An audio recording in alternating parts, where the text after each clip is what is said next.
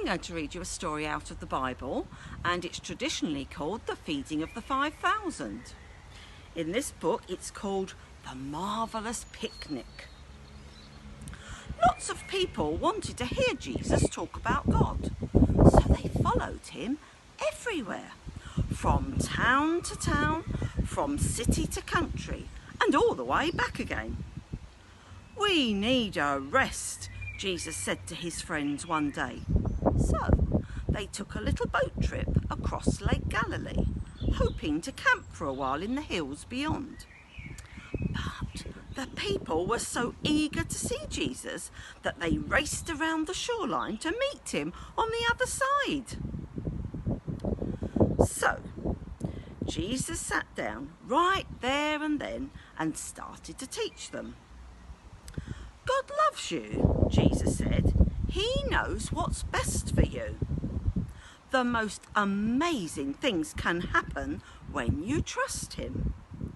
Jesus said a lot more than that. He talked all day, in fact, and by then the people were hungry. "Philip," Jesus called to one of his friends, "can you go out and buy some food for these people?" Philip just laughed. "There are more than 5,000 of them. It would take 6 months' pay to feed them all." Then Andrew, Peter's brother, spoke up. "There's a boy here, Jesus, who has a little food, 5 loaves of bread and a couple of fish. It's not very much, but it's a start." You see the boy with the 5 loaves and the fish?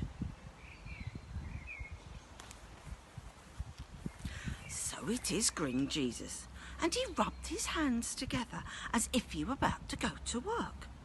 "Make the people sit down in little groups. Tell them we're going to have a picnic." Jesus' friends looked at Jesus. They looked at the little boy's lunch. They looked at the enormous crowd. Then they looked at each other and shrugged. "All right," they agreed, "whatever you say."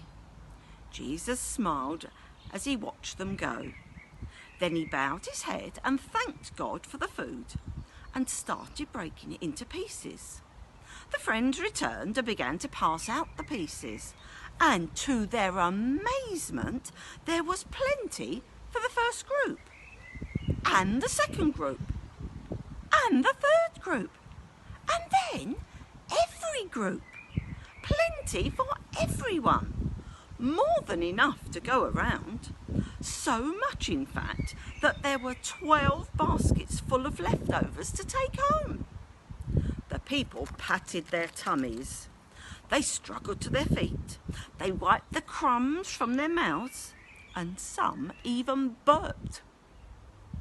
But all Jesus' friends could do was stare. "It's just as I told you," said Jesus. "God can do the most amazing things. All we have to do is trust him."